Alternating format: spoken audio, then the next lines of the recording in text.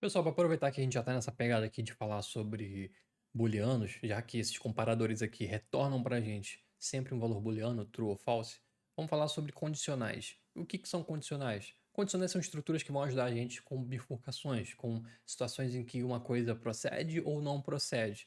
Isso dependendo do que a gente quiser fazer. Como assim, Eduardo? Vou dar um exemplo aqui para vocês. Deixa eu apagar isso aqui.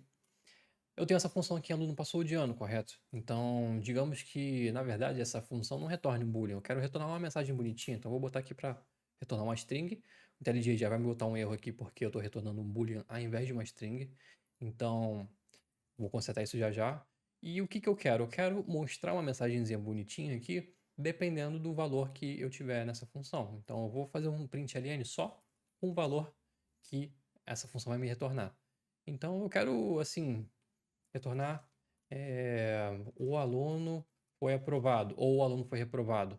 Nesse caso aqui eu estou cravando aqui um valor que vai ser retornado, não está levando em consideração a nota nem nada, mas só para vocês verem o que eu quero fazer. Eu quero que essa mensagenzinha aqui seja printada aqui no nosso console, dependendo da nota do aluno. Então o que eu posso fazer aqui?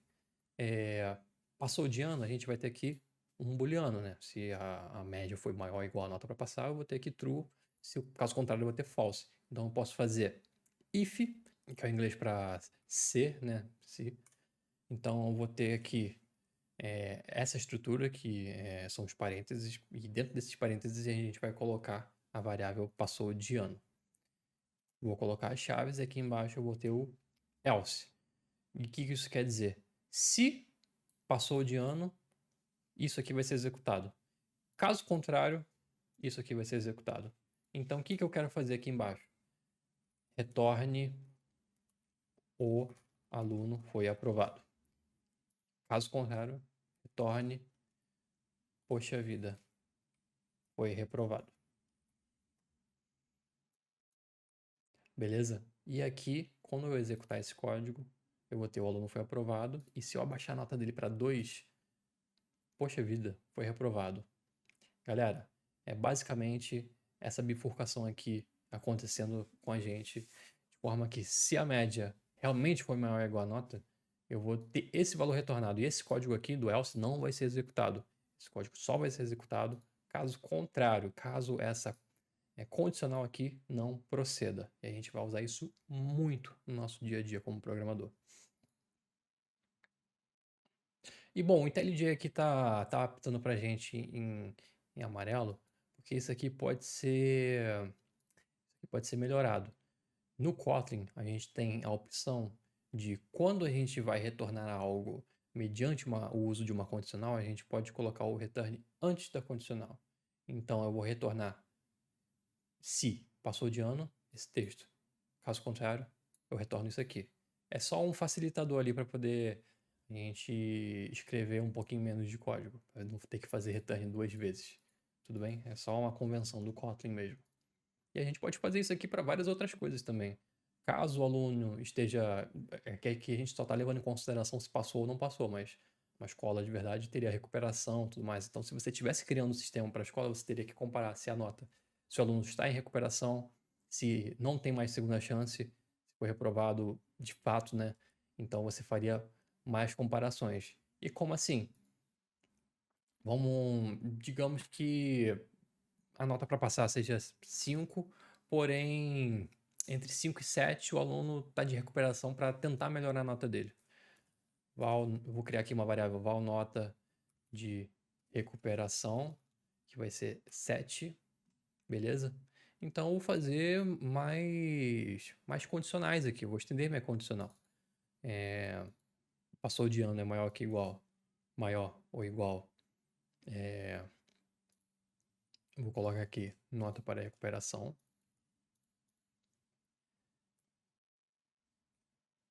Val está de recuperação vai ser igual a média. Bom, nesse contexto aqui vai estar de recuperação se a nota for entre 5 e 7. Perfeito. Mas se for igual a 7, já vai passar de ano. Então vai ter que ser maior ou igual a 5, maior ou igual a nota para não, nota para passar. E vou falar sobre esse operador aqui. e média é menor que nota de recuperação. Então, nesse caso aqui, aqui o código. Então, nesse caso aqui, o que eu estou fazendo? Esse meu valor booleano que eu vou ter dessa variável, mediante comparação, vai ser se a média for maior ou igual à nota para passar e se a média for menor que nota de recuperação. Esse operador aí é só para poder estender as nossas checagens condicionais. Se for maior ou igual e outra coisa. Aí eu poderia colocar e mais outra coisa.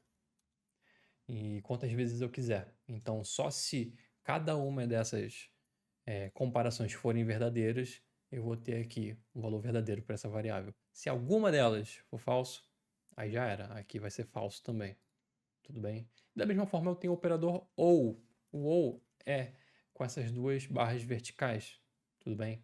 E o OU nada mais é do que quando alguma dessas comparações for verdadeiro, aí eu vou ter o verdadeiro aqui na minha variável.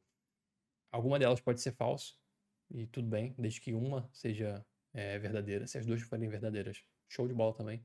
Mas se as duas forem falsas, aí a variável vai ter um valor falso aqui. Vou colocar para vocês na tela uma tabela do uso do operador e ou, como ele funciona. E isso é independente de linguagem de programação. Esses operadores lógicos, eles são usados na matemática também, e majoritariamente. E nada mais são do que operadores para ajudar a gente nas nossas comparações. Então vamos lá, vamos converter isso aqui de volta para E, né? Que é o correto aqui no nosso contexto. E val aluno reprovado. Não, nem preciso criar isso aqui, vocês vão ver o porquê. If passou de ano, foi aprovado. Beleza. Aí eu quero colocar mais uma condicional aqui. Caso contrário, eu posso colocar mais um if para poder adicionar mais uma condição. Está. Oh, caramba. Está de recuperação. Aí eu vou colocar o seguinte texto: o aluno está de recuperação. E caso contrário, o aluno foi reprovado. Então perceba aqui que agora eu tenho uma condicional, não só levando em consideração uma coisa, mas duas. E o que isso quer dizer? Se passou de ano, torna esse texto aqui. Caso contrário, se está de recuperação, retorna esse texto. Caso contrário, o aluno foi reprovado. Interpreta isso aqui falando em português mesmo. Se passou de ano, então retorne isso aqui. É bem lógico. Independente de linguagem de programação, isso faz parte de lógica, tudo bem? Disciplina lógica, né?